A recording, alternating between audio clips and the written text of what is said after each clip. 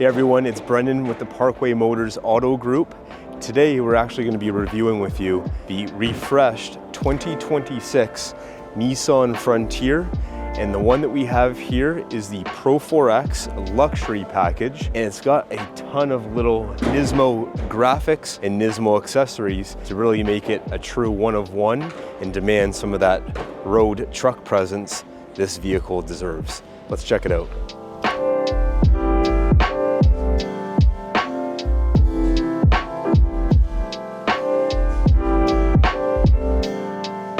So first and foremost, let's take a look at the beautiful front end of the Nissan Frontier. My first question for the audience here is, what do you think of this color? It's like a lava orange. There's a fancy name for it. I apologize, I don't know it exactly, but it is new for us. It's coming very, very soon, but I'm a fan. I think it really pops and stands out, especially if you're at Costco on a busy long weekend and you can't find your vehicle because it's gray, black, or white like everybody else. This is a little bit different. Looking at the front of it, we've got our beautiful LED lights that are all built into this one housing. Nissan for years, if you go back to the old Pathfinder or Xterra days, we had a grille very similar to this. So there's a little bit of homage paid in tribute to the older Nissan or Datsun vehicles that had that same look to it. Nissan for the past few years on their Pro 4X series of vehicles, or Rock Creek, comes with this red lava orange accent. Beautiful job with that. As we go down, we've got our parking sensors. So this one here behind me, it is a pre-production model, so it doesn't have all the sensors for parking and lane keep assist on it right now, but it typically would have it down at the bottom. And then down below, we've got skid plates that come on the Pro 4X, and it has lava orange tow hooks if you're doing any kind of off-roading with the vehicle. Let's check out the side of the vehicle. Down the side here on the new Pro 4X, it comes with a new wheel design, like a brushed aluminum gun-metallic look. And from the factory, Nissan outfits the vehicle with a strong all-terrain mud and snow tire. These ones here right now, we have Toyos on the vehicle, but we have seen Nissan change up the manufacturer of tire company throughout. Still, on the Nissan Frontier, we have the black cladding over that wheel well, just making sure that if anything were to brush up against the side of the vehicle, it's not going to destroy that paint. Down below here, we've got these beautiful rock sliders, which make it easy for getting in and out of the vehicle, but if you're going to be doing any kind of off-roading with the vehicle as well. On the outside mirrors here, we've got our bird's eye 360-degree view camera. Nissan, we've had that now for a few years. On the outside here, I love how Nissan still has the gloss painted door handles matching the rest of the vehicle, not black door handles that we've seen on other vehicles. The one thing I would still ask, and I'm not sure why we're doing this, is we still have a cap,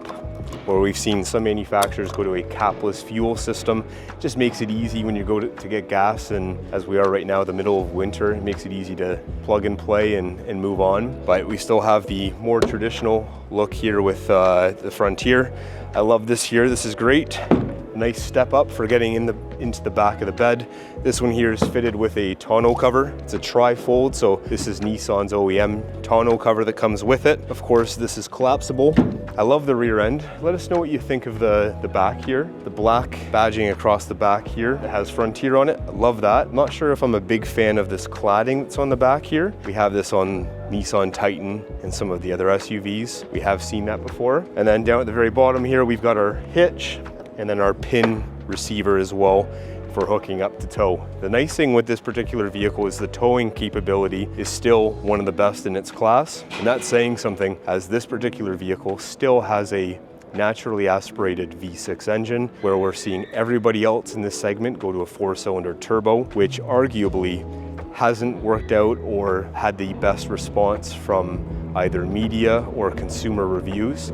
But let us know your thoughts on that. We've done plenty of reviews for vehicles in this segment before, and it seems to be the comments that we typically get for this type of vehicle, or when we do any other off-make, like a Toyota, a GMC in this segment, the first thing people say is the Nissan Frontier is the best bang for the buck, and it still has a 6-cylinder. So are you team 6-cylinder, or would you rather see a 4-cylinder turbo come out in this in its next generation? Let us know in the comments down below. Let's check out the inside. So sitting in the truck now, my favorite thing is the seating position. It feels like a truck, the way your legs and your hips sit, where some vehicles like the Toyota Tacoma, you sit a little bit more outright because the cabin, the depth of the actual inside isn't quite as high.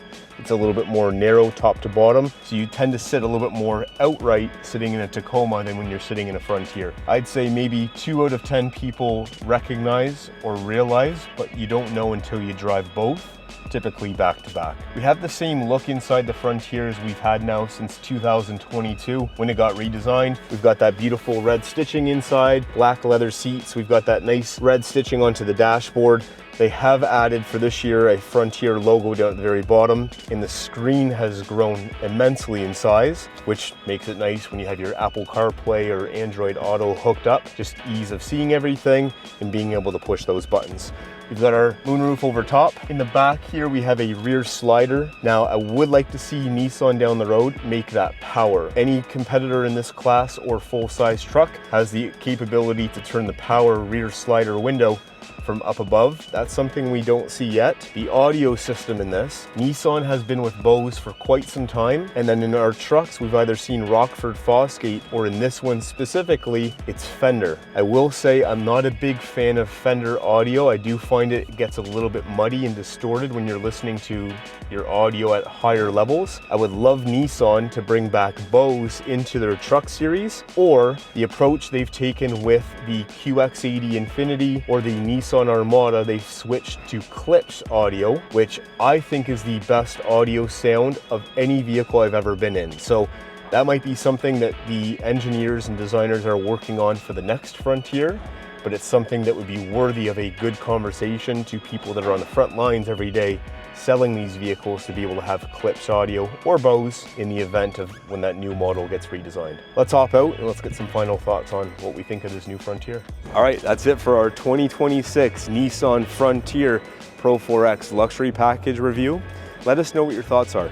The one thing I have to commend Nissan on this is the engine, the powertrain, and how it drives. The price is also something worthy of having a look when every other vehicle in this segment keeps creeping up in price. The price as this one sits, without the accessories that they have added to this one here, comes in at a very respectable $59,600, which is a great price in comparison to everything else that's out there going above 65 or 70,000 or up. For more videos and content like this, make sure you hit that like and subscribe button to Parkway Nissan of Stony Creek, and we'll see you on the next video. Come and get it.